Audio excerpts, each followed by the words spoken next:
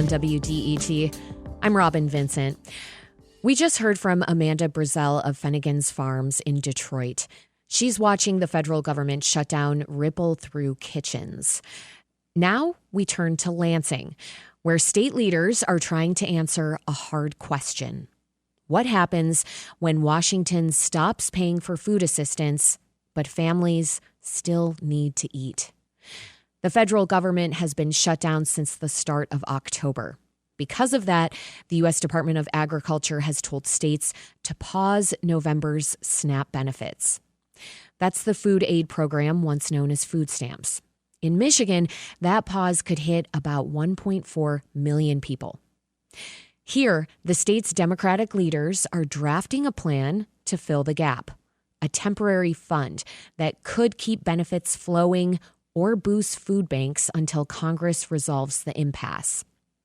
At the center of that push is Winnie Brinks, the Democratic Senate Majority Leader.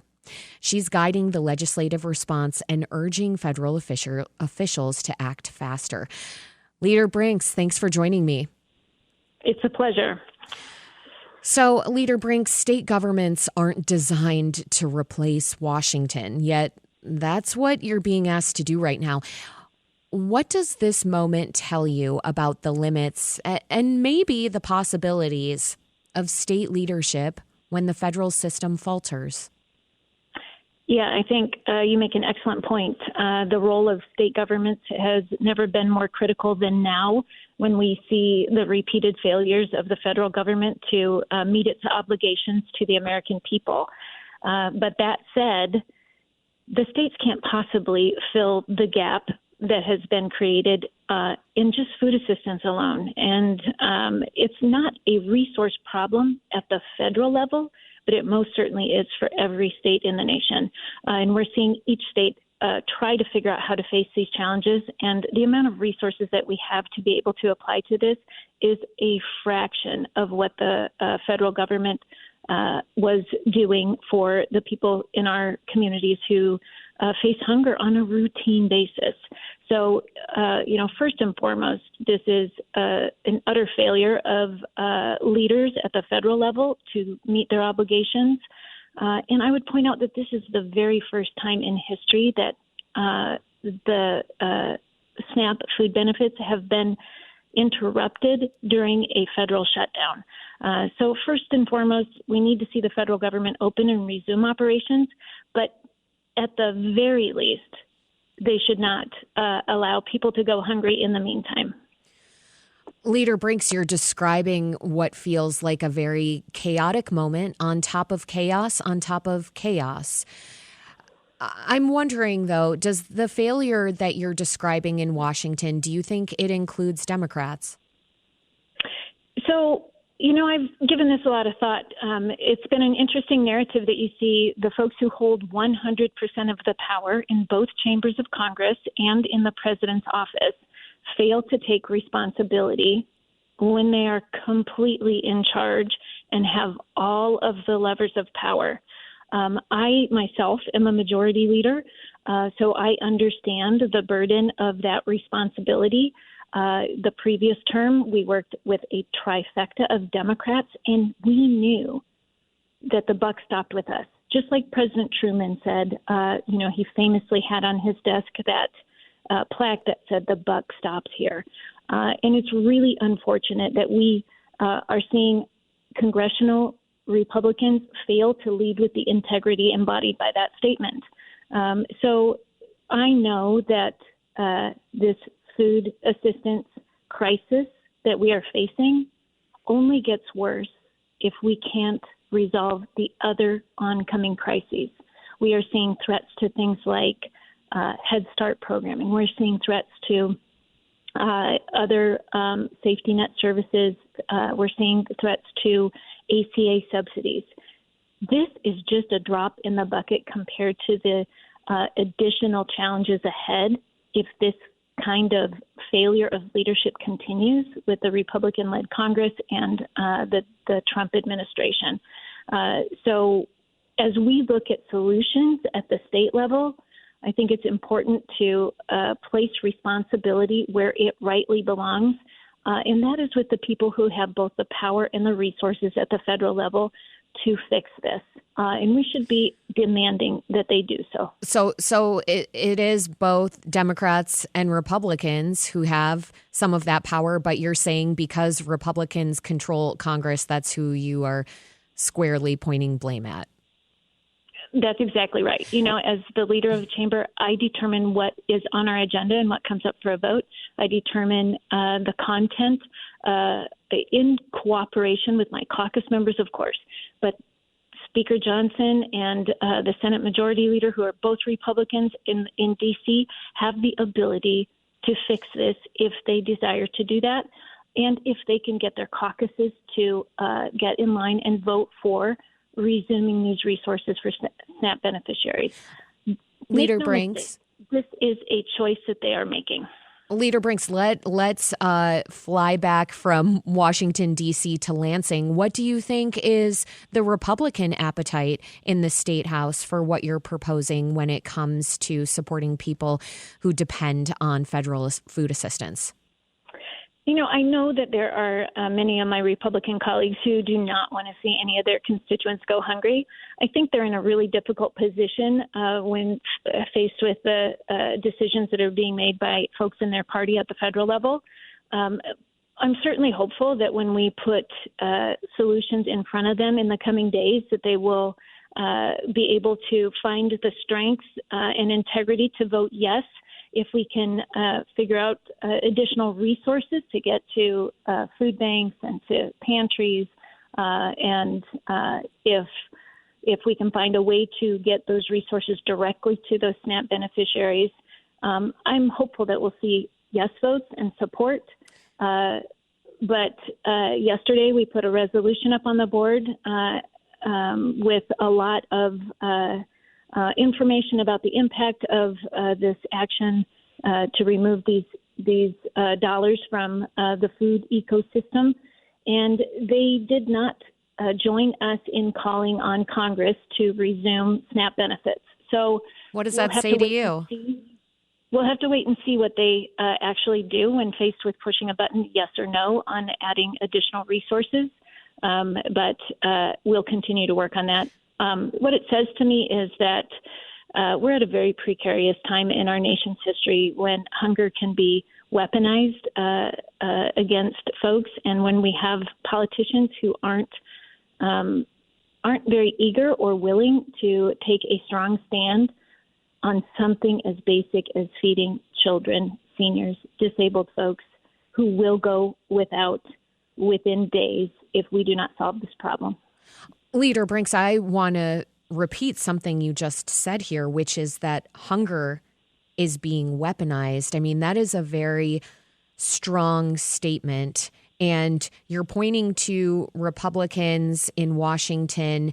And it sounds like now you are looking at Republicans at the State House in Lansing to see if there is also the appetite for that weaponization.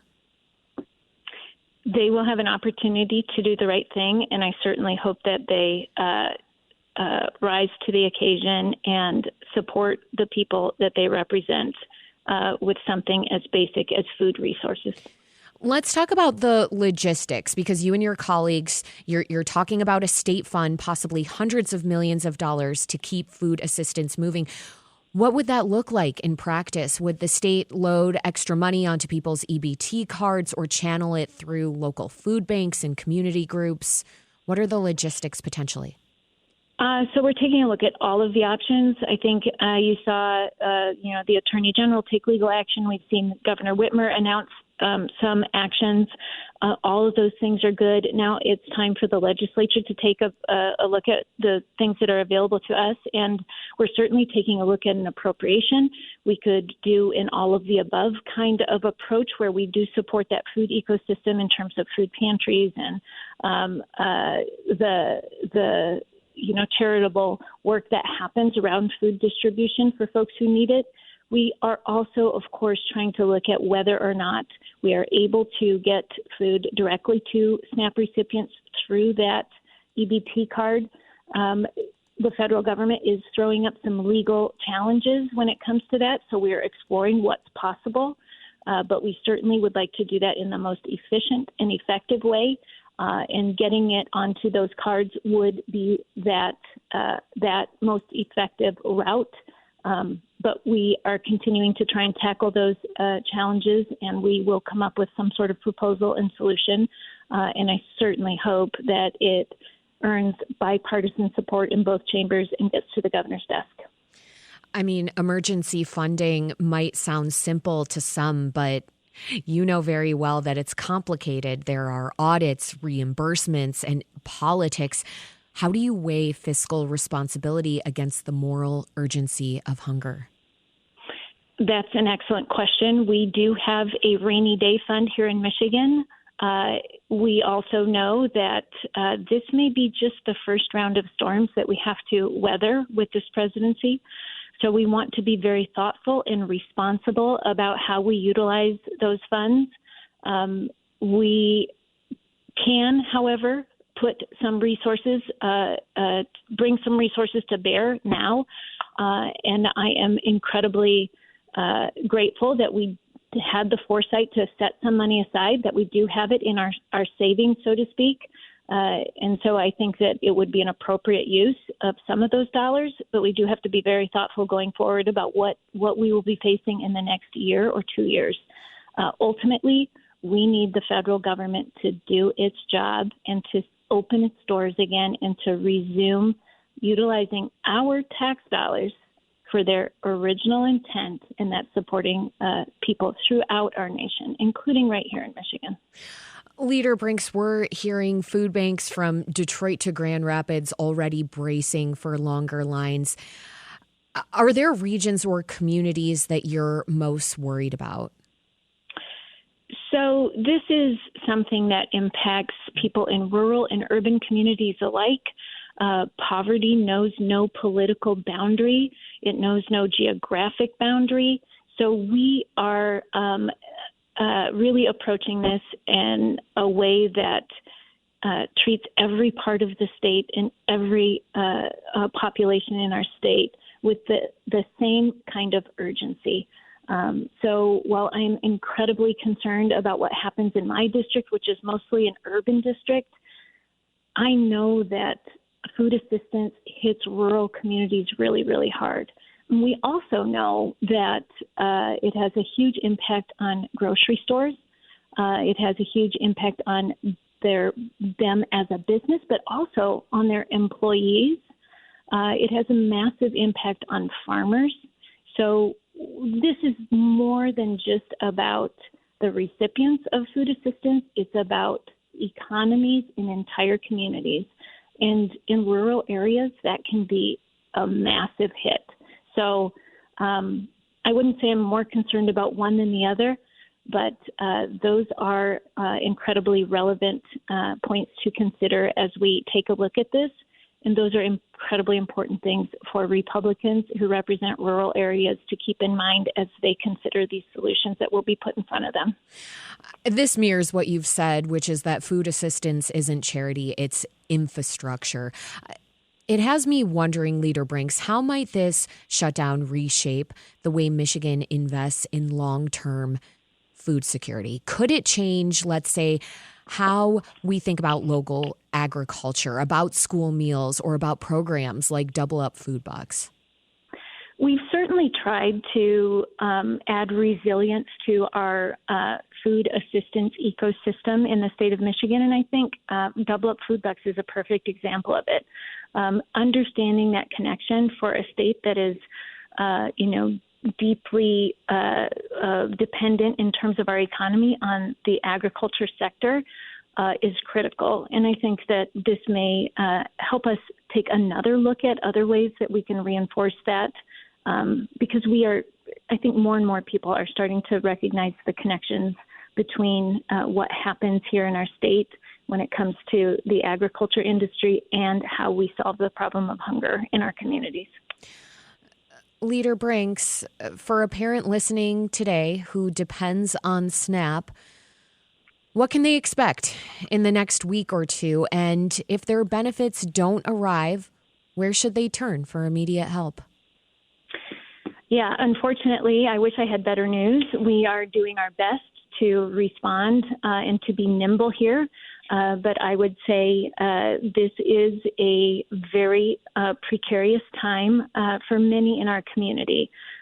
So we will take measures to try and get information out about making sure that folks know where they can go to get resources and to get food, to make sure that communities are looking out for each other and connecting with each other. I think that you will see a groundswell of volunteerism as well as generosity from neighbors. But the bottom line is that's not going to be enough. And we need the federal government to reopen its doors and to start funding SNAP benefits again. Michigan Democratic Senate Majority Leader Winnie Brinks. Leader Brinks, thank you for joining me. Thank you.